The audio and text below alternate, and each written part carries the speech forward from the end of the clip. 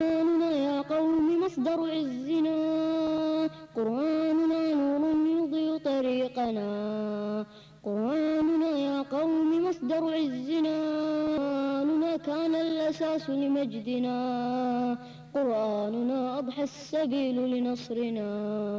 يا إخوة الإسلام هيا إلى الأمام بالعزم والإقدام بصحبة القرآن، بصحبة القرآن. قرآننا نور يضيء طريقنا، قرآننا يا قوم مصدر عزنا، قرآننا نور يضيء طريقنا، قرآننا يا قوم مصدر عزنا، قرآننا كان الأساس لمجدنا، قرآننا أضحى السبيل لنصرنا، قرآننا أضحى السبيل لنصرنا.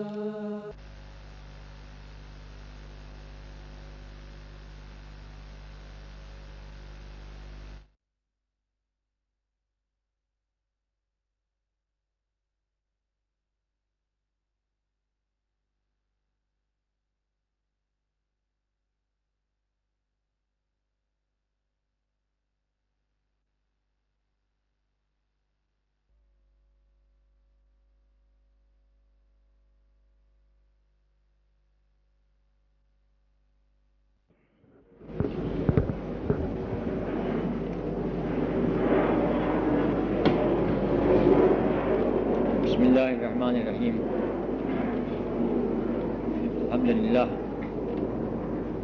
الحمد لله نحمده ونستعينه ونستغفره ونؤمن به ونتوكل عليه ونعوذ بالله من شرور أنفسنا ومن سيئات أعمالنا.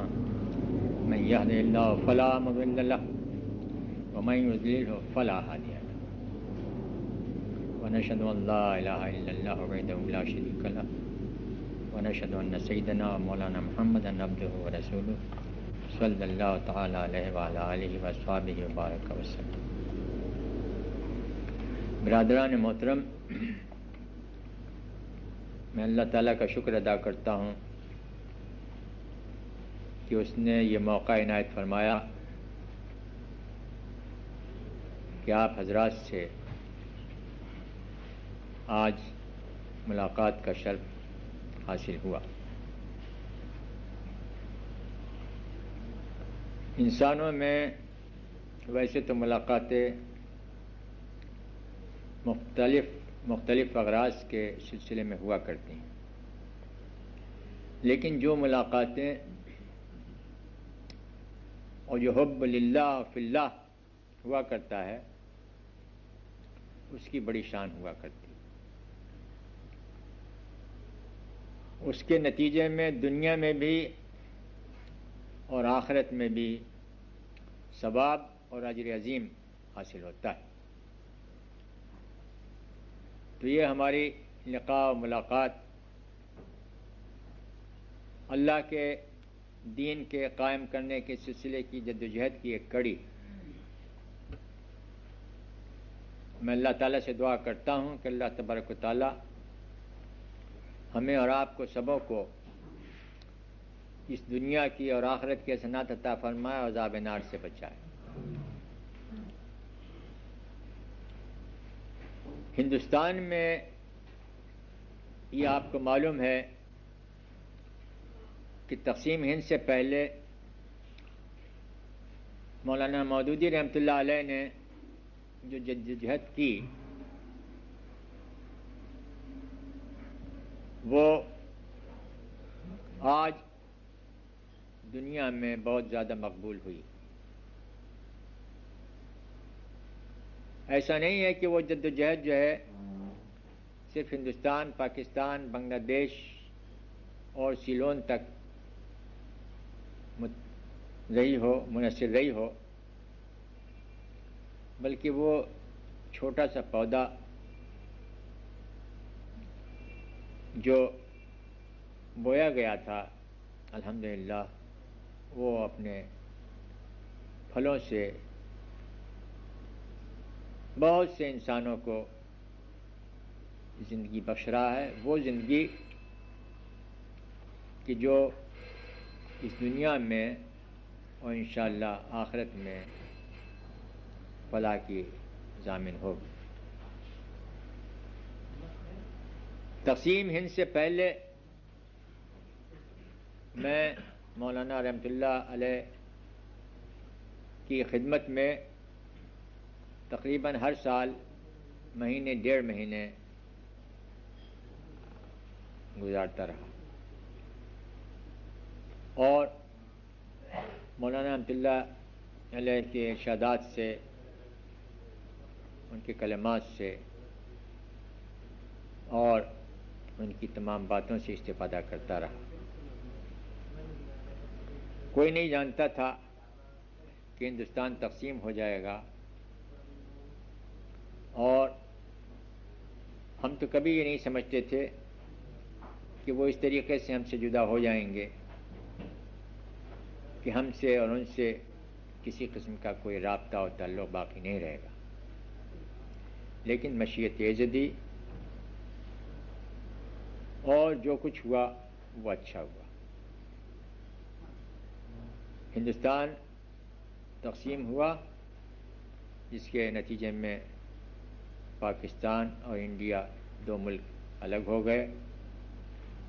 مولانا مرحوم وہاں تشریف لے گئے اور ہم لوگ ہندوستان میں رہ گئے۔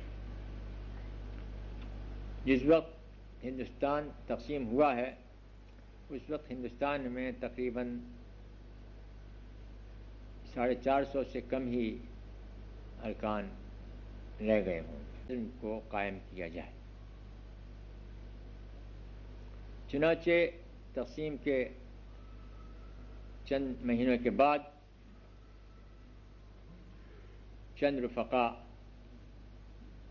جمع ہوئے اور انہوں نے اس بات کی کوشش کی کہ ہندوستان کے دوسرے حصوں میں جو رفقا موجود ہیں ان کو کہیں ایک جگہ جمع کیا جائے اور آپس میں مشورہ کیا جائے کہ تقسیم ہند کے بعد ہمیں کس طریقے سے جماعت اسلامی کے نظم کو دوبارہ چلانا ہے۔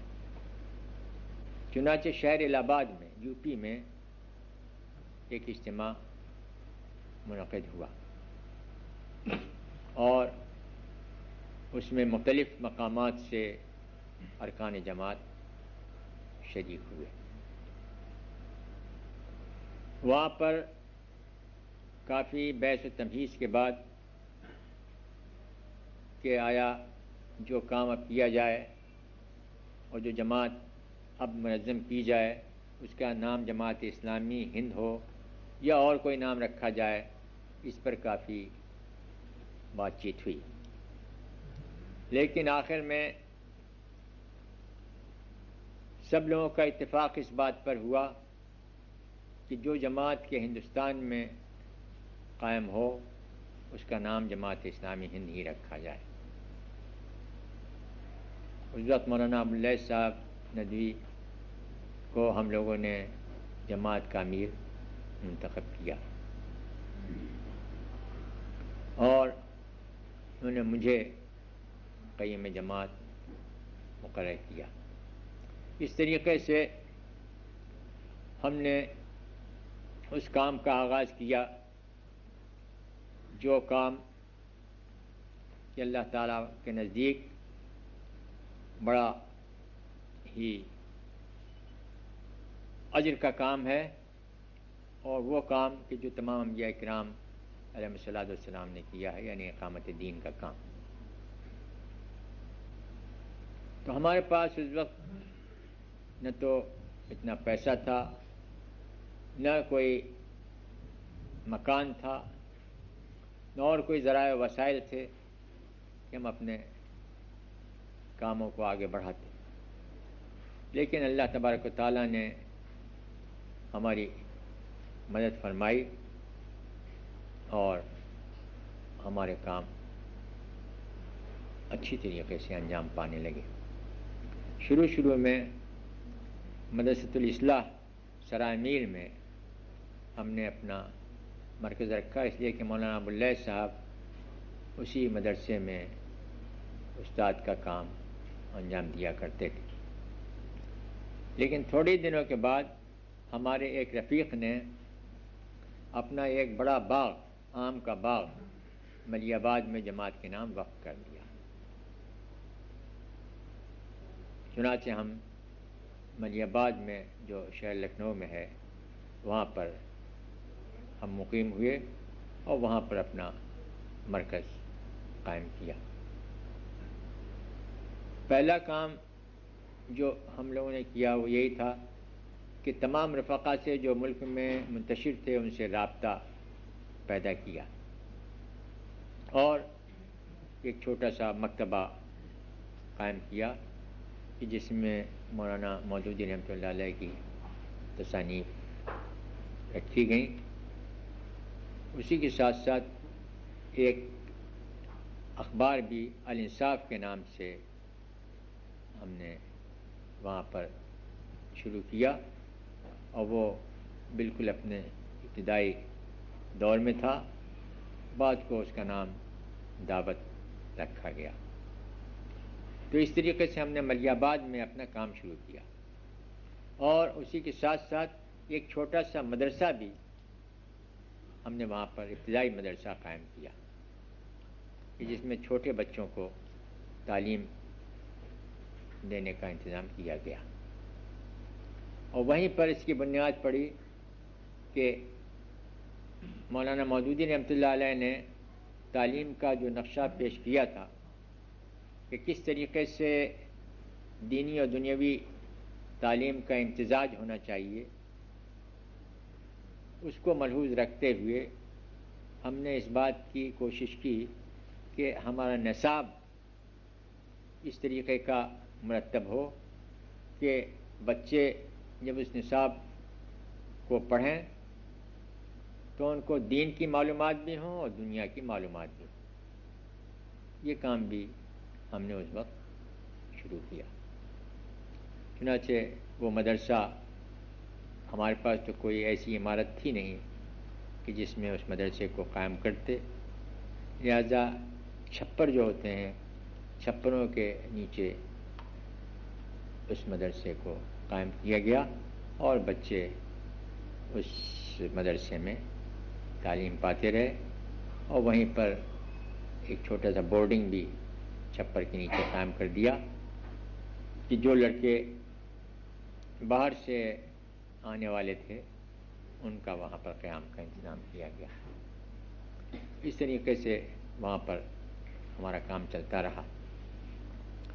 اب یہ بالکل ابتدا کی بات ہے، لیکن وہاں کی حکومت جو سیکولر گورنمنٹ تھی وہ ہم لوگوں پر برابر نگرانی کرتی رہی۔ چنانچہ جب ہم نے پہلی مجلس شورا کا جلسہ وہاں کیا ملیح آباد میں، تو سی آئی ڈی کا آدمی آیا اور پوچھنے لگا کہ یہ شوری کیا چیز ہے۔ ہم نے اس کو بتایا کہ یہ مجلس شورا ہے، شوری نہیں ہے، اور اس کا یہ مطلب۔ پھر جس طریقے سے کہ مولانا رحمۃ اللہ علیہ خط کے جوابات میں بات کو لکھتے تھے والسلام علیکم کے بعد خاکسار ابو الاعلیٰ، اسی طریقے سے میرا بھی یہ طریقہ تھا کہ میں بھی خط کے آخر میں خاکسار محمد یوسف لکھا کرتا تھا۔ تو سی آئی ڈی کا آدمی آیا اور اس نے مجھ سے پوچھا کہ آپ کا تعلق خاکسار کی جماعت سے کب سے ہے؟ خیر وہ میں نے اس کو سمجھایا کہ بھائی دیکھو اس کا مطلب یہ ہے۔ تو میں یہ بات آپ کو اس لیے بتا رہا ہوں کہ آپ کو یہ یاد رہے کہ شروع ہی سے جماعت کے خلاف حکومت کا رویہ کس طریقے کا رہا ہے۔ خیر کچھ عرصے تک ہم وہاں ملیح آباد میں اپنے کام کرتے رہے، قرب جوار کی بستیوں میں ہم دعوت اسلامی کو پہنچاتے رہے، لوگوں سے وہاں ربط پیدا ہوا، لکھنؤ کے لوگوں سے ربط پیدا ہوا، اور اسی طریقے سے دوسرے مقامات پر ہمارا ربط پیدا ہوا لوگوں سے۔ کام آگے بڑھا اور خاصی اچھی رفتار سے کام آگے بڑھا، تو ہمیں یہ محسوس ہوا کہ یہ ملی آباد ایک دیہات ہے،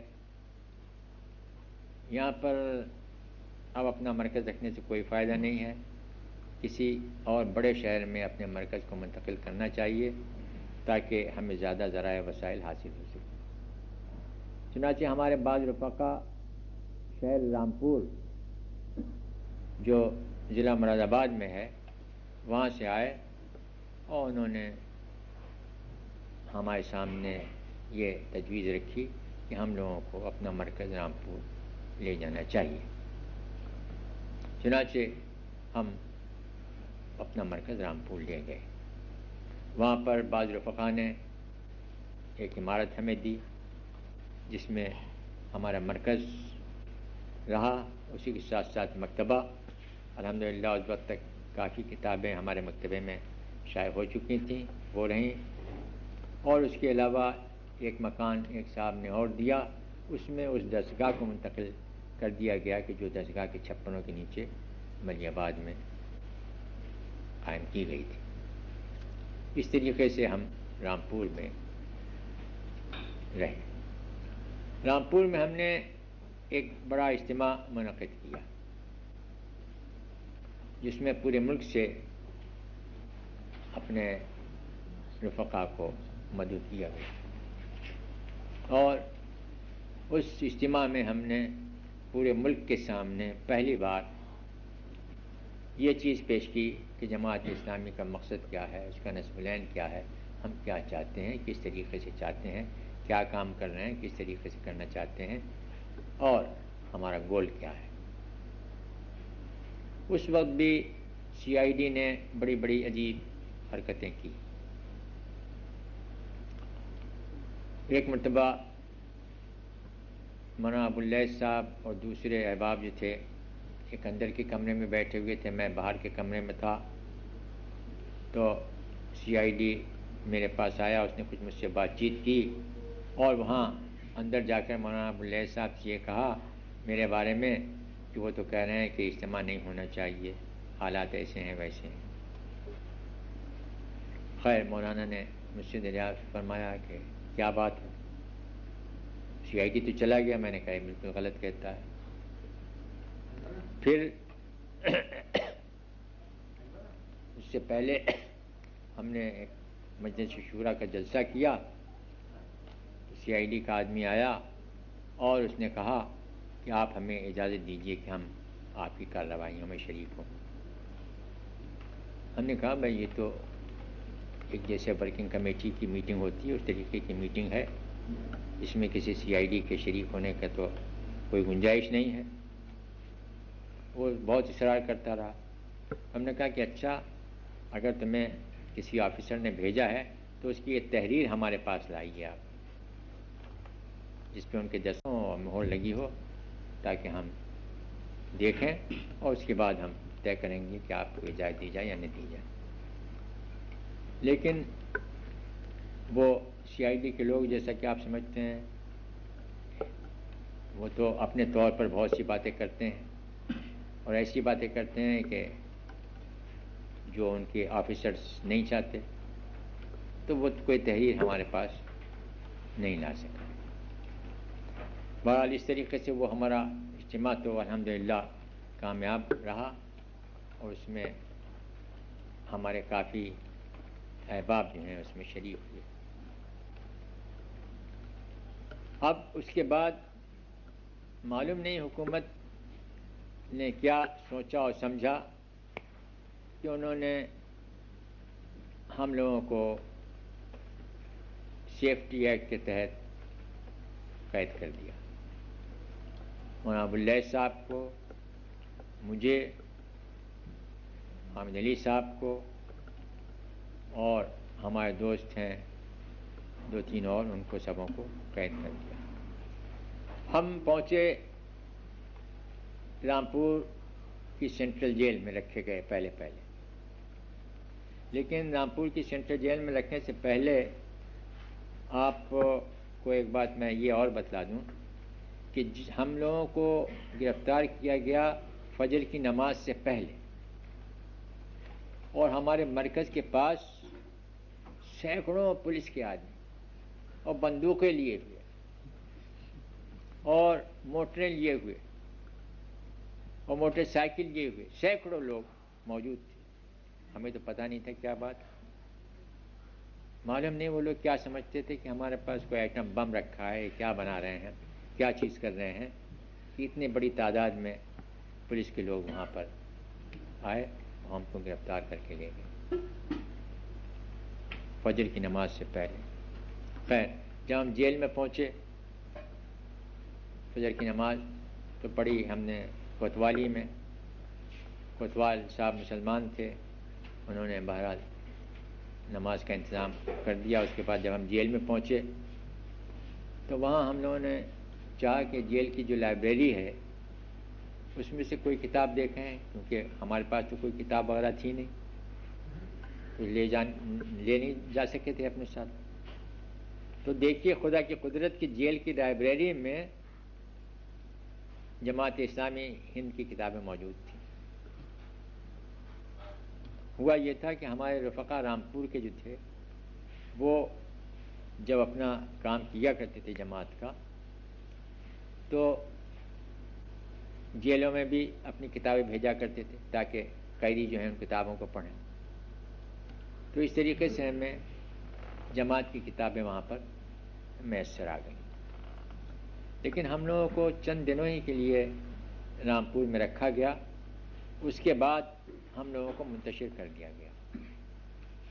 مجھے فرق آباد جیل میں بھیجا، ابواللیث صاحب کو اور حامد علی صاحب کو ایک دوسرے مقام پر منتقل کر دیا گیا. تو جیل بھی بہرحال ہمارے لیے ایک ایسی جگہ ثابت ہوئی کہ جہاں پر ہم نے سنت یوسفی کو تازہ کیا. بہت سے قیدی ہمارے پاس آنے لگے، نماز جب پڑھتے تھے اذان دیتے تھے مسلمان ہندو سب آ جاتے تھے، بیٹھتے تھے، پوچھتے تھے اور وہاں پر چرچا ہوتا تھا آپ کیوں آئے ہیں، کیسے پکڑا آپ کو، اس قسم کی باتیں ہم ان کو بتاتے تھے ہم کیا کرتے ہیں، کس طریقے سے کرتے ہیں، تمام چیزیں. اور خدا کی قدرت کہ جو سپرنٹینڈنٹ جیل کا تھا وہ بہت مانوس ہو گیا، وہ ذرا خدا پرست انسان تھا. وہ چند دنوں کے بعد، ہمارے جانے کے چند دنوں کے بعد وہاں پر کافی عرصے تک مجھ سے بات چیت کرتا رہتا تھا اور قیدی کہتے تھے کہ سپرنٹینڈنٹ صاحب مولانا کے پاس بہت دیر تک رہتے ہیں، بات چیت کرتے ہیں. یہ بہرحال ان سے بھی اسی قسم کی باتیں ہوا کرتی تھیں. پھر ہم لوگوں کو ایک ایسی ٹرائیبیونل کے سامنے پیش کیا گیا کہ جس میں 2 جج تھے ہائی کورٹ کے اور ایک سیکریٹری تھا گورنمنٹ. ہم لوگوں کو جو فرد جرم دی گئی تھی ہم سے کہا گیا تھا کہ اس کا جواب لکھو. چنانچہ میں نے اس کا جواب مرتب کیا، لکھنؤ میں بینچ کے سامنے پیش ہوئے. تو شروع میں میں نے یہ لکھا کہ بھائی ہم کیا کام کر رہے ہیں، قبل اس کے کہ ہم کسی چیز کا جواب دیں جو الزامات لگائے گئے تھے. شروع میں نے یہ بتلایا کہ ایک دعوتی انداز کی تحریر تھی کہ ہم کیا چاہتے ہیں، اقامت دین چاہتے ہیں. اقامت دین جو ہے قرآن میں اس کا ذکر ہوا ہے اور کس طریقے سے ہم کام کرنا چاہتے ہیں وغیرہ وغیرہ. اس کے بعد پھر ہم نے جو الزامات تھے ان کے جواب دیے. جب ہم ججز کے سامنے پہنچے تو ان لوگوں نے وہ فرد جرم اپنے سامنے رکھی اور مجھے یہ معلوم ہو گیا تھا کہ ان لوگوں نے وہ چونکہ قرآن کی آیت کا ذکر تھا اس میں اقامت دین کا، اس لیے انہوں نے قرآن کا ترجمہ بھی لائبریری سے منگا لیا تھا اور ہم بھی اپنے ساتھ قرآن کا ترجمہ لے گئے تھے اور بہت سی کتابیں لے گئے تھے جماعت کی. تو ججز نے یہ جج کا جو پریزائڈنگ جج تھا اس نے کہا کہ یہ فرد جرم ہے آپ کے خلاف یہ. تو میں نے اس سے کہا کہ دیکھیے قبل اس کے کہ آپ مجھ سے یہ معلوم فرمائیں کہ بھئی یہ الزامات صحیح ہیں یا غلط ہیں. میں چاہتا ہوں کہ آپ یہ سمجھ لیں کہ جماعت اسلامی کیا کام کر رہی ہے اور کس کام میں مصروف ہے اور کیا اس کی پالیسی ہے، کیا اس کا پروگرام. وہ راضی ہو گیا. پریزائڈنگ جج انہوں نے کہا کہ اچھا چلیے ٹھیک. چنانچہ میں نے اس کو قرآن مجید سے اقامت دین کیا ہے، دین کیا ہے، اور کس طریقے سے انبیاء کرام نے اس کام کو کیا اور کس طریقے سے ہم کن چیزوں پر زور دیتے ہیں، کن سے بچتے ہیں، تمام چیزیں جو ہیں تفصیل کے ساتھ. انگریزی میں بات چیت ہو رہی تھی، تفصیل کے ساتھ اس کو سمجھایا کہ یہ اس طریقے سے. کافی دیر ہو گئی، لنچ کا ٹائم ہو گیا، اور وہ ایک دوسرا جج جو تھا وہ زیادہ دلچسپی لے رہا تھا. وہ معلوم کرنا چاہتا تھا کہ اسلام کیا ہے کیا نہیں ہے. اسے تو ان لوگوں کو تو یہ معلوم تھا کہ اسلام کوئی محدود تصور ہے اسلام کا، اور اسی تصور کے ماتحت وہ بات چیت کر رہے تھے. لیکن ہم نے انہیں بتایا کہ بھئی اسلام کا جو تصور ہے کتنا اعلیٰ الفا ہے وغیرہ وغیرہ. تو وہ جج جو تھا وہ بہت زیادہ دلچسپی لے رہا تھا. خیر لنچ کا وقت ہو گیا. پورا اسی بات میں قرآن کی مختلف مقامات پر جو آیتیں تھیں ان کا تذکرہ کرتے ہوئے، انہیں بتلاتے ہوئے، انہیں سمجھاتے ہوئے. ان کے پاس بھی قرآن تھا، ہمارے پاس بھی قرآن تھا. کافی دیر گزر گئی، لنچ کا وقت ہو گیا. اس کے بعد ہم نے کہا وہ لنچ کو گئے، ہم نے کہا ہم نماز پڑھنے. انہوں نے کہا کہ جائیے نماز پڑھ لیجیے. ہم لوگوں نے نماز پڑھی جائے. اس کے بعد پھر آئے. جب پھر واپس آئے تو وہ جو پریزائڈنگ جج تھا اس نے کہا دیکھیے صاحب ہم نے کسی شخص کو اتنا وقت نہیں دیا ہے جتنا آپ کو دیا، اور اتنا لوگ ہمارے سامنے آئے ٹرائبیونل کے سامنے کبھی بھی اتنا وقت نہیں دیا ہے. تو میں نے ان سے کہا کہ آپ نے تو خود وعدہ فرما لیا تھا کہ بھائی اس چیز کو بیان کرو، اس لیے میں نے اس کو بتلایا. تو خیر اس نے ایک سوال مجھ سے کیا. وہ کہنے لگا کہ آپ نے یہ تو سب کچھ بتا دیا لیکن آپ نے یہ نہیں بتلایا کہ مسلمان جو ہیں وہ غیر مسلمین کے سلسلے میں کیا سلوک کرتے ہیں. یہ بات آپ نے نہیں بتلائی.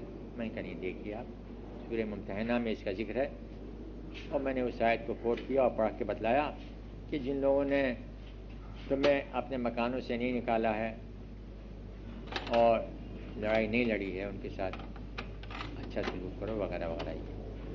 پھر اس نے جہاد کے متعلق پوچھا. جہاد کے متعلق میں نے جو آیات تھیں وہ بتلائیں. اس کے علاوہ میں نے ہمارا جو لٹریچر میں جہاد کے سلسلے میں باتیں تھیں وہ بتلائیں، اور انہیں بتلایا کہ بھئی جہاد یہ نہیں ہے کہ کوئی غیر مسلم جا رہا ہو اسے مار ڈالو، بلکہ یہ ہے اس طریقے. خیر وہ کافی وقت جو ہے اس میں صرف ہوا. اور ہمارے خلاف الزامات کیا تھے؟ الزامات یہ تھے کہ آپ جو ہیں کشمیر کو ہندوستان کا حصہ نہیں تصور کرتے، آپ جو ہیں جھنڈے کی سلامی نہیں دیتے، آپ یہ گاؤ کشی کی جو ممانعت ہو گئی ہے اس کے آپ خلاف کام کرتے ہیں وغیرہ وغیرہ. اس قسم کی چیزیں جو بالکل ہی غلط قسم کی تھیں اور جن کی کوئی بنیاد نہیں تھی، کوئی اساس نہیں تھی، ان چیزوں کو انہوں نے ہمارے سامنے رکھا تو ہم نے ان کا جواب دیا. خیر تو وہ جج نے بات کو یہ کہا کہ دیکھیے صاحب بات تو جو کچھ آپ کہہ رہے ہیں وہ سب صحیح ہے، لیکن یہ ہے کہ یہ ہماری CID کی رپورٹیں جو ہیں آپ کے خلاف انہوں نے 1 سال بھر کے لیے ہم کو رکھا. اب CID کی رپورٹوں کا حال سنیے. وہ یہ ہے کہ ایک مرتبہ پنڈت جواہر لال نہرو جو وزیر اعظم تھے، پارلیمنٹ میں ایک سوال اٹھا جماعت اسلامی ہند کے بارے میں. تو پنڈت جواہر لال نہرو نے پارلیمنٹ کے ممبران کو بتلایا کہ بھئی یہ جماعت ایسی ہے کہ جو مولانا مودودی سے برابر کنیکشن رکھتی ہے اور مولانا مودودی سے ہدایات برابر لیتی رہتی ہے. تو اتفاق سے ایک مسلمان ممبر تھے، انہوں نے کہا کہ پنڈت جی یہ کیسے ہو سکتا ہے؟ مولانا مودودی تو وہاں پر جیل میں ہیں، کس طریقے سے وہ ہدایت بھیجتے ہوں گے؟ تو پنڈت جی نے کہا ہاں یہ بات تو میری بھی سمجھ میں نہیں آتی، لیکن بہرحال CID کی رپورٹ اسی قسم کی.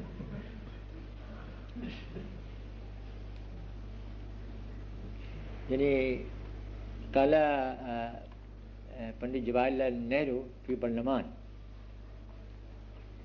ان الجماعت اسلامیہ یعنی تاخذ یعنی ہدایات من مولانا مودودی رحمۃ اللہ علیہ فقال واحد من اعضاء البرلمان ان المولانا في السجن فكيف من الممكن هذا؟ قال نعم هذا ما أفهم هذا ولكن يعني هذا ما يقول خبراؤنا وجواسيسنا. خیر وہ بڑے وہاں پر اس میں پارلیمنٹ میں ایک ہنسی ہوئی کہ بھئی آپ تو یہ سمجھتے ہیں لیکن بہرحال اس طریقے سے. خیر تو اس طریقے سے حکومت کے جو کارندے تھے وہ ہمیشہ جماعت کے خلاف اس قسم کی باتیں گڑا کرتے تھے اور پھیلایا کرتے تھے. اس کے علاوہ غیر مسلمین کی جو جماعتیں ہیں وہ بھی جماعت کے خلاف بہت زیادہ یعنی غلط خیالات کہ یہ جو ہیں متعصب ہیں، فرقہ واریانہ ذہن ہے ان کا، اور اس طریقے سے تمام قسم کی چیزیں پھیلایا کرتے تھے اور اخبارات میں لکھا کرتے تھے.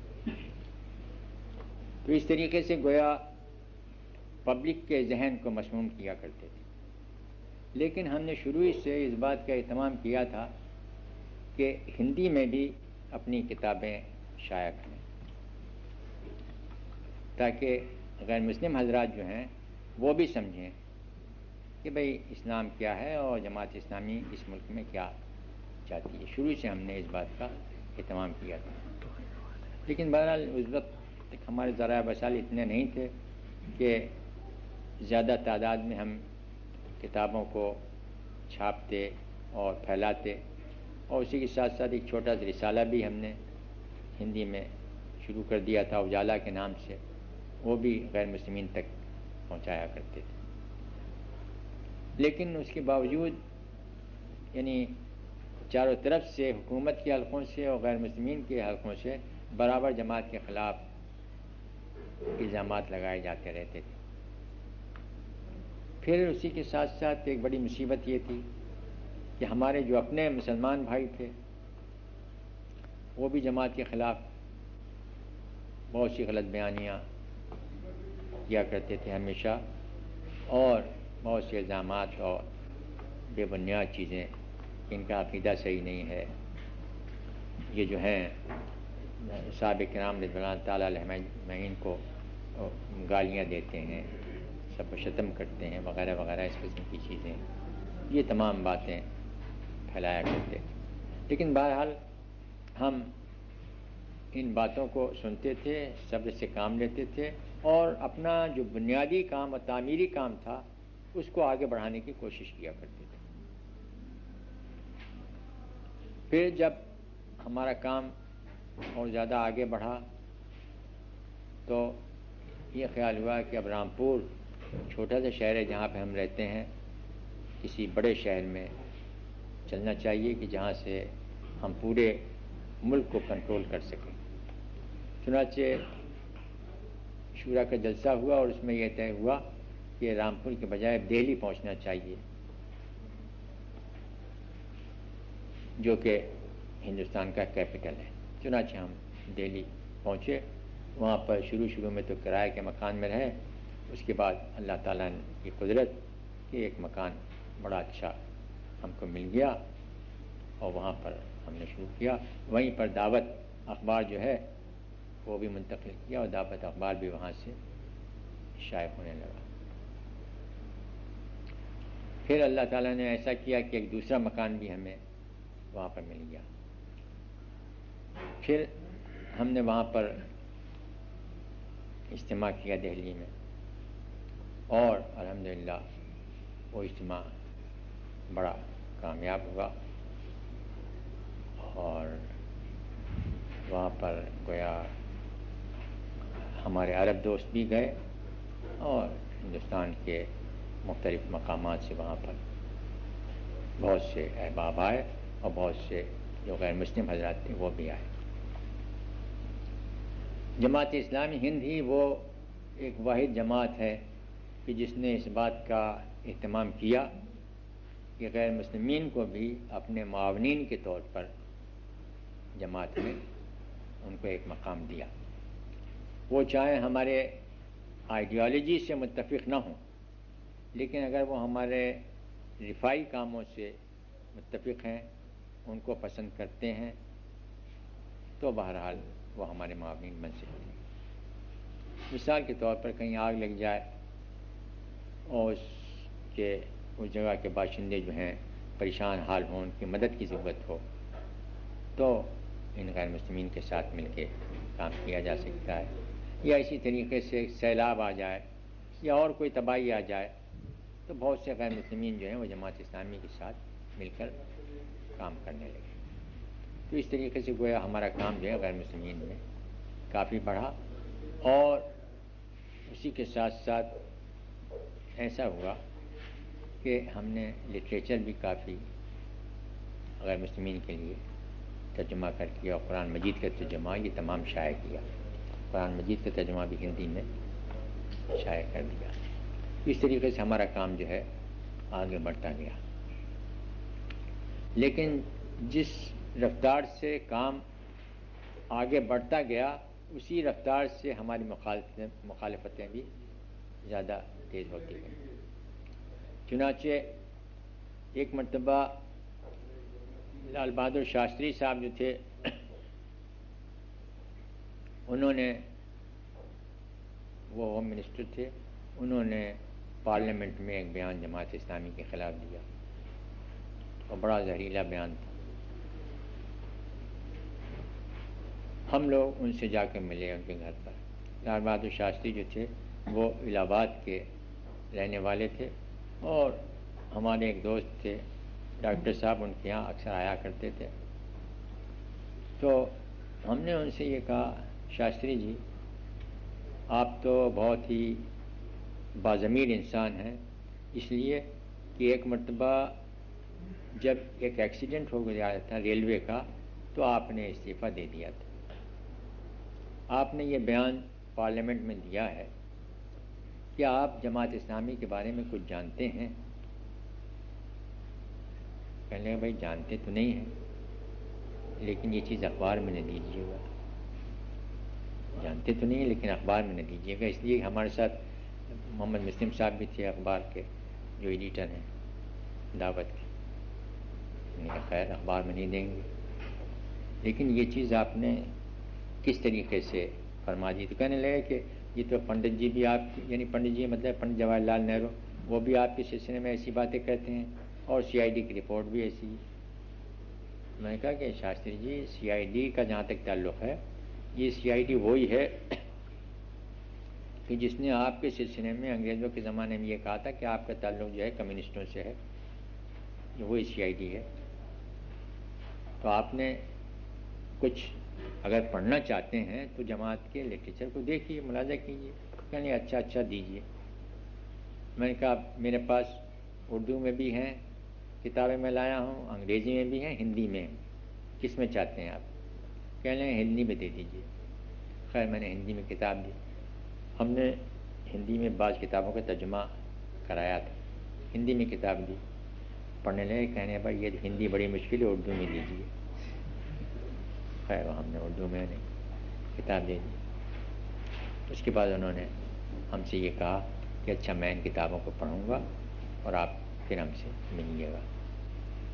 اس کے بعد پھر میں نے انہیں کچھ دنوں کے بعد یاد دہانی کی تو ان کا بڑا اچھا خط آیا. بڑے اچھے آدمی تھے، اس میں کوئی شبہ نہیں. بڑا اچھا خط آیا. انہوں نے لکھا کہ میں کیرلا کے دورے پہ جا رہا ہوں، اس کے بعد جو ہے میں پڑھوں گا، آپ کو بتلاؤں گا.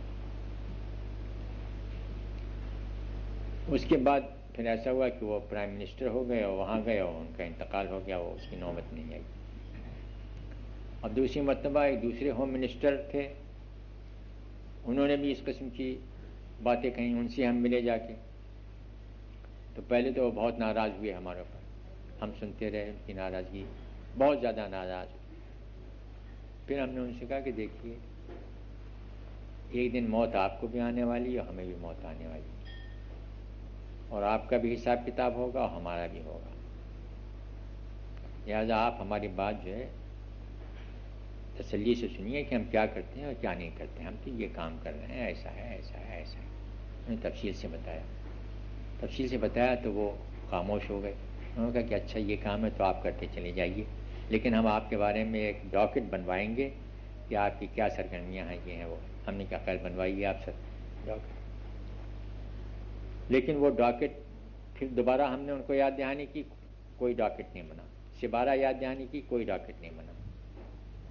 یعنی حکومت نے کبھی ہمیں یہ نہیں بتلایا کہ تمہاری یہ غلطی ہے. الزام تو لگاتے رہے کہ یہ تم فرقہ پرست ہو اور تم یہ چاہتے ہو کہ ہندوستان کے شہری اپنے آپ کو تسلیم نہیں کرتے، ہندوستان کے دستور کو تسلیم نہیں کرتے، وغیرہ وغیرہ. لیکن کوئی ایسی چیز، کوئی دلیل یا کوئی شواہد یا کوئی واقعہ ایسا نہیں بتلایا کہ فلاں موقع پہ آپ نے یہ کیا ہے، یہ کیا ہے، یہ کیا ہے. بہرحال ہم ان تمام باتوں کے باوجود اپنے کام کو آگے بڑھاتے رہے اور ہندوؤں میں بھی اور مسلمانوں میں بھی کافی گویا اس کام کو الحمدللہ مقبولیت ہوئی. پھر اسی درمیان میں ہم نے اس بات کی کوشش کی کہ یہ جو مختلف زبانیں ہیں ہندوستان میں بولی جاتی ہیں، ان مختلف زبانوں میں اپنے لٹریچر کو منتقل کیا جائے. آپ حضرات کو یہ معلوم ہوگا کہ مولانا رحمۃ اللہ علیہ نے مدراس میں جو تقریر کی تھی اس میں ایک پوائنٹ یہ بھی تھا کہ مختلف زبانوں میں اپنے لٹریچر کو شائع کیا جائے، ترجمہ کیا جائے. چنانچہ ہم نے اس کا اہتمام کیا اور کتنی زبانوں میں اس کی تراجم کیے. اس وقت الحمدللہ پوزیشن یہ ہے کہ 12 زبانوں میں قرآن مجید کے تراجم ہیں. یعنی قمنا بالترجمۃ یعنی قرآن مجید کی 12 لغہ محلیہ. تو یہ سب چیزیں. اچھا، اب ہم نے اس بات کا اہتمام کیا کہ زیادہ سے زیادہ غیر مسلمین تک ان چیزوں کو پھیلایا جائے.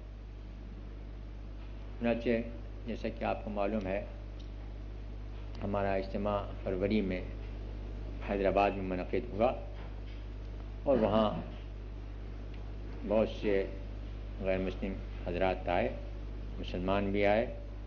بہت بڑا اجتماع تھا حیدرآباد میں اور ہمارے عرب دوست بھی وہاں پہنچے. لیکن حکومت کا جو رویہ تھا اس رویے کی وجہ سے بہت سے ہمارے عرب دوست نہیں پہنچ سکے.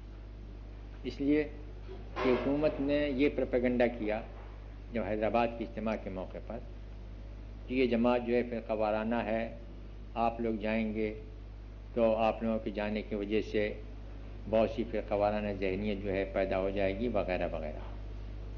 چنانچہ آپ کو معلوم ہے، آپ کے یہاں کے اخبارات میں بھی یہ بات شائع ہوئی کس طریقے سے یہاں کے سیکریٹری وغیرہ جو ہیں وہ آئے اور کس طریقے سے سقر ملوی صاحب نے ان کو یہ بتایا کہ یہ غلط ہے، یہ ہے. اسی طریقے سے سعودی عرب کے لوگوں کو بھی آنے نہیں دے رہے تھے، لیکن ان لوگوں نے وزارت خارجہ تک معاملہ پہنچایا اور معاملہ جو ہے بہت زیادہ طول کھینچ گیا.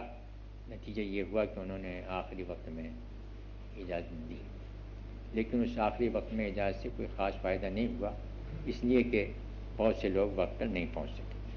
بہرحال وہ اجتماع ہوا الحمدللہ اور اللہ تعالیٰ کا شکر ہے کہ بڑا کامیاب اجتماع رہا اور اس میں 2000 کے قریب غیر مسلم شریک ہوئے جو ہمارے ساتھ رہے، اٹھے بیٹھے، کھانا پینا ان کا سبوں کا ساتھ ساتھ رہا. اس موقع پر ہم نے قرآن مجید کے نسخے جو ہیں تقسیم کیے غیر مسلمین خاص طور سے، اور وہاں پر ہم نے کئی ایک کمیٹیز بنائیں. ایک کمیٹی یہ تھی کہ مسلمانوں میں کس طریقے سے کام کیا جائے، خواتین میں کیسے کام ہو اور طلباء میں کیا کیا جائے، یہ بلا سودی سوسائٹی جو ہیں ان کو کس طریقے سے زیادہ ان کو تقویت پہنچائی جائے. پھر یہ جو صحافت ہے اس میں کس طریقے سے کام کیا جائے، اور جو کسان ہیں مزدور ہیں ان میں کیسے کام کیا جائے. اس طریقے سے گویا تقریباً 12 کمیٹیاں تھیں کہ جس میں لوگوں نے غور کیا اور ہمارے باہر کے لوگوں نے بھی اس میں حصہ لیا. تو یعنی فی مؤتمرنا فی حیدرآباد كانت هناك لجان،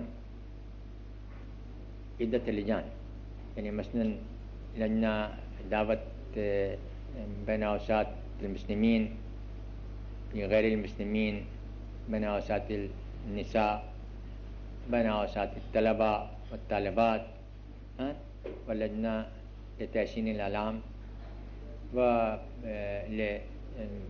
لإعطاء القروض بدون ربا، الاقتصاد وغیرہ وغیرہ كذلك. تو اس طریقے سے گویا وہاں پر ان کمیٹیوں میں اچھا خاصا کام ہوا، اور ان کمیٹیوں نے بعضی سفارشات اور قراردادیں منظور کیں، یعنی حج کے سلسلے میں، اوقاف کے سلسلے میں، مساجد کے سلسلے میں، یہ تمام چیزیں، یعنی لجنۃ الاوقاف، لجنۃ المساجد، لجنۃ الحج وغیرہ. تو اس طریقے سے وہاں پر الحمدللہ کافی کام ہوا اور اس کے اچھے نتائج ہوئے. تو یہ گویا ہم نے اس طریقے سے کام کیا. الحمدللہ 15 اخبارات اور رسالے جو ہیں وہ مختلف زبانوں میں دین کی دعوت کو پھیلا رہے ہیں، اور اس کے علاوہ کئی ایک رسالے ہیں کہ جو اردو میں نکل رہے ہیں. دعوت ایک یومیہ ہے، ایک دوسرا دعوت سے روزہ ہے، ایک ہفت روزہ ہے، ایک الدعوہ ہے عربی میں، اسی طریقے سے ہندی میں، گجراتی، ملیالم، مراٹھی، تامل، یہ تمام میں اخبارات موجود ہیں کہ جو دین کی دعوت پہنچاتے ہیں، اور جو یعنی اسلامی نقطہ نظر سے ان چیزوں پر بحث کرتے ہیں کہ جو چیزیں کہ ملک میں رائج ہیں، یا جن کا جو اہم معاملات ہوتے ہیں ان کے بارے میں اسلامی نقطہ نظر پیش کرتے ہیں. اور پھر ہم نے ایک کام یہ بھی کیا تھا شروع ہی میں کہ ہم نے ابتدائی درسگاہ کے ساتھ ساتھ ایک ثانوی درسگاہ بھی قائم کی تھی. اس ثانوی درسگاہ میں ہم نے ان لوگوں کو کہ جو گریجویٹس تھے ان کو دین کی تعلیم دی، اور جو دینی مدارس سے فارغ تھے ان کو ہسٹری، اکنامکس، پالیٹکس وغیرہ اس کی تعلیم دی. چنانچہ اس میں سے اچھے لوگ نکلے، جیسا کہ آپ جانتے ہیں ڈاکٹر عنایت اللہ صدیقی جن کو کہ فیصل ایوارڈ ملا ہے، وہ بھی ثانوی درسگاہ میں ہمارے تھے، اور فضل الرحمان فریدی وغیرہ یہ لوگ تمام تھے. لیکن چونکہ ہمارے ذرائع وسائل کم تھے اس لیے وہ اس کام کو ہم زیادہ دنوں تک کر نہیں سکے. البتہ اب ہماری کوشش یہ ہے کہ کسی طریقے سے اس کی مماثل کوئی درسگاہ جو ہے قائم کی جائے. ہمارے یہاں بہت سی سوسائٹیاں ایسی موجود ہیں کہ جن سے ہم بغیر سود کے لوگوں کو قرضہ دیتے ہیں. پھر آئے دن جو فسادات ہوتے رہتے ہیں اس میں کافی ہمارے جو اعضاء ہیں، ہمارے ممبر ہیں، ارکان ہیں، رفقا ہیں، وہ اس میں بہت کام کرتے ہیں، سروے کرتے ہیں وہاں پر جا کر، اور سروے کرنے کے بعد جو ہے جو مستحقین ہوتے ہیں ان کو امداد ہم پہنچاتے ہیں. یہ تمام کام کہیں پہ خشک سالی ہو جاتی ہے، سیلاب آ جاتا ہے، یہ تمام کام جو ہے باہر ہم کیا کرتے ہیں.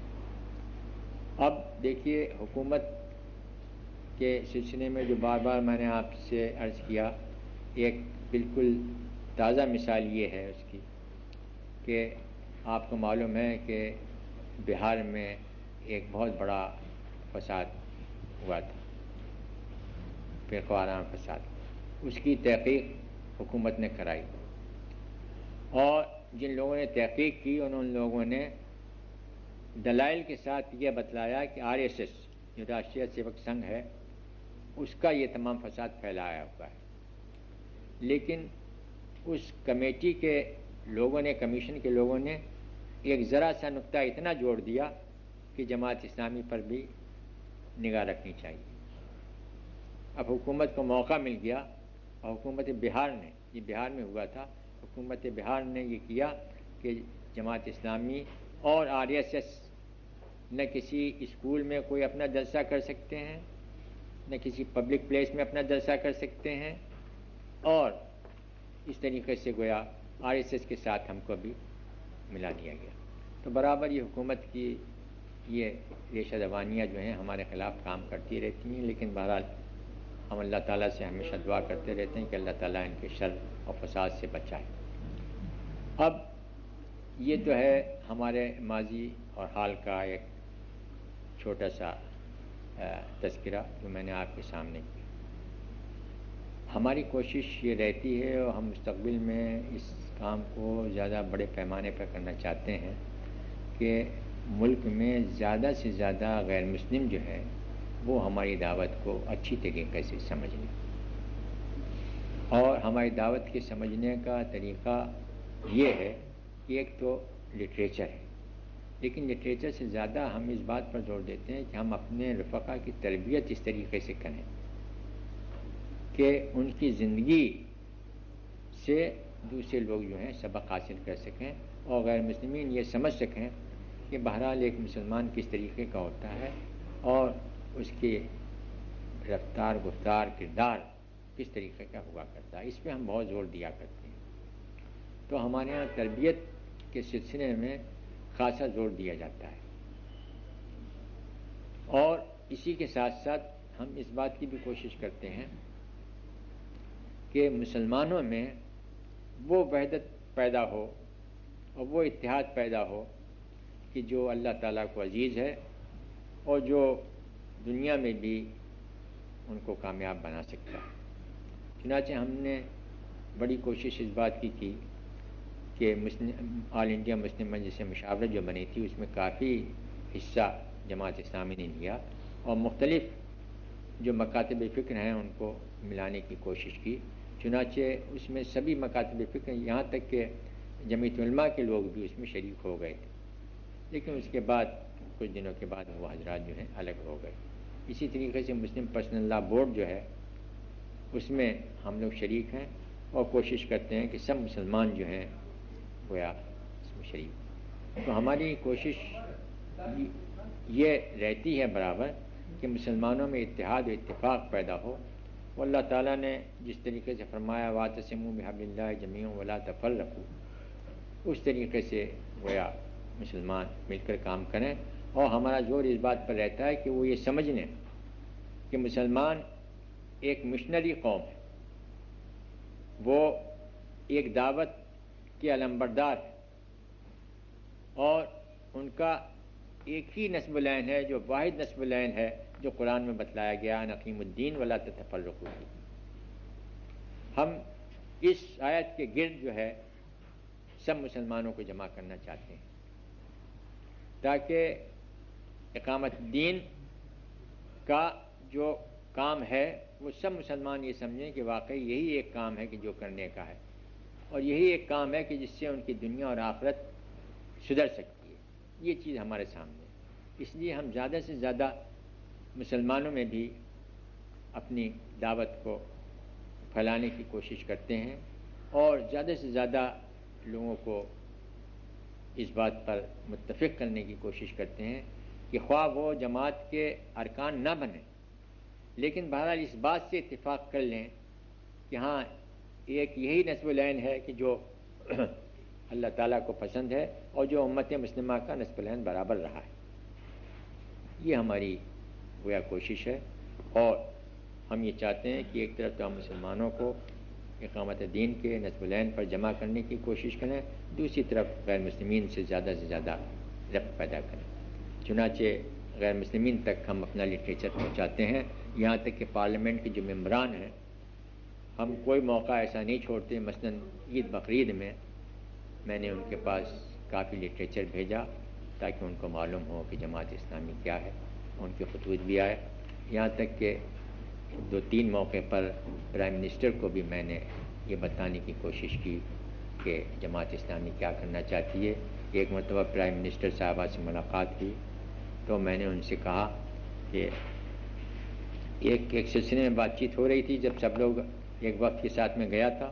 میں نے ان سے کہا کہ ابھی تک تو ہم آپ سے بات کر رہے تھے کہ آپ پرائم منسٹر ہیں, اب بطور ہیومن بینگز بھی بات چیت ہونی چاہیے. انہوں نے کہا ٹھیک ہے. تو میں نے ان کو ٹوورڈز انڈرسٹینڈنگ اسلام جو رسالہ دینیات کا ترجمہ ہے انگریزی میں وہ پیش کیا, اور میں نے کہا میں چاہتا ہوں کہ آپ میرے سامنے تھوڑا سا پڑھ لیں اسے تاکہ. انہوں نے کہا ٹھیک ہے. چنانچہ وہ جو شروع کا چیپٹر ہے پہلا والا کہ اسلام جو ہے وہ کسی شخص کے نام پر یا کسی ملک کے نام پر نہیں ہوا ہے, وہ انہوں نے تھوڑا سا پڑھا. ایک مرتبہ اور موقع مجھے مل گیا تو میں نے ایک دوسری کتاب جو ہے ان کو پیش کی. میں نے کہا آپ کو شوق ہے پڑھنے کا, آپ اسے پڑھیے. چنانچہ انہوں نے اس کو لیا اور اس طریقے. تو ہم برابر یہ کوشش کرتے رہے ہیں اور آئندہ بھی ہماری یہ کوشش ہوگی کہ غیر مسلمین میں زیادہ سے زیادہ نفوذ کریں. چنانچہ الحمدللہ یہ بات بھی سن کر آپ کو خوشی ہوگی کہ جنوب میں خاص طور سے اور شمال میں یہ بعض جگہ بعض جو ہریجن لوگ ہیں, اس قسم کے لوگ ہیں, وہ ہمارے لٹریچر کو پڑھتے ہیں اور کتنے لوگ جو ہیں وہ سمجھ کر گویا اسلام لاتے ہیں. ایسا نہیں ہے گا کہ بغیر سمجھے ہوئے لاتے ہیں, وہ سمجھتے ہیں کہ اسلام کیا ہے اور اس طریقے سے وہ اپنے دین کو بدلتے ہیں, شمال میں بھی اور جنوب میں بھی. اور آپ کو یہ سن کے بھی خوشی ہوگی کہ بعض ہریجن ایسے بھی ہیں جو بڑی پوسٹوں پر ہیں, گورنمنٹ آف انڈیا میں انڈر سیکریٹری ہیں, انہوں نے بھی بہرحال اسلام کو اچھا سمجھ کر قبول کیا ہے. تو یہ گویا ہم چاہتے ہیں کہ ہاں ہم نے یہ واضح کر دیا ہے کہ بھائی اسلام جو ہے وہ یہ نہیں چاہتا کہ جبر اکراہ کے ساتھ اس میں داخل ہو جائے, بلکہ خوب سمجھ کر آدمی آئے اور اگر وہ سمجھتا ہے تو اسے قبول کر. تو اس طریقے سے ایک طرف تو گویا مسلمانوں میں ہم کام کرنا چاہتے ہیں بڑے پیمانے پر, اور دوسری طرف غیر مسلمین پر, اور تیسری طرف یہ جو سوشل سروسز ہیں, مثلا ہم یہ چاہتے ہیں کہ زیادہ سے زیادہ ایسے مؤسسات وغیرہ جو قرض دینے کے لیے ہیں وہ اٹھیں اور لوگ کام کریں, اور اسی طریقے سے زیادہ مدارس اور مکاتب اور کلیات اور جامعات ان کا بھی فروغ. یہ گویا ہم چاہتے ہیں اور سمجھتے ہیں کہ اللہ تبارک و تعالیٰ کے اوپر بھروسہ ہے اور اسی کی مدد ہم چاہتے ہیں. اور آپ حضرات سے بھی ہم گزارش کرتے ہیں کہ آپ حضرات بھی ہمارے سلسلے میں, ہمارے کاموں کے سلسلے میں دعا فرمائیں کہ اللہ تبارک و تعالیٰ ہماری مدد فرمائے اور ہمارے تمام جو کوششیں ہیں ان کو قبول فرمائے, اور اللہ تبارک و تعالیٰ ہمیں ان لوگوں کے صالحین کے زمرے میں شامل کرے جن کا کہ اللہ تعالیٰ نے قرآن مجید میں ذکر کیا ہے. وآخر دعوانا ان الحمدللہ رب العالمین والصلاۃ والسلام علی رسول الکریم وعلی آلہ وصحبہ اجمعین.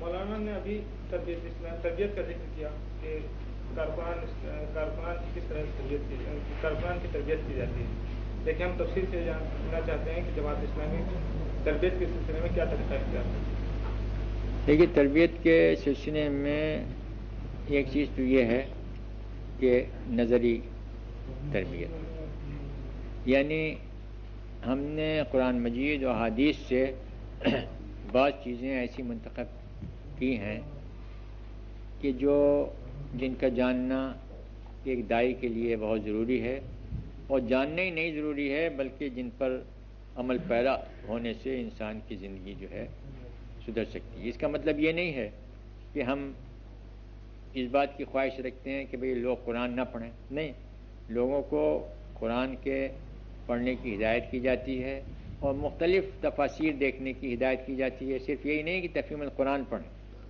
بلکہ اور دوسری تفاسیر بھی دیکھیں اور پڑھیں.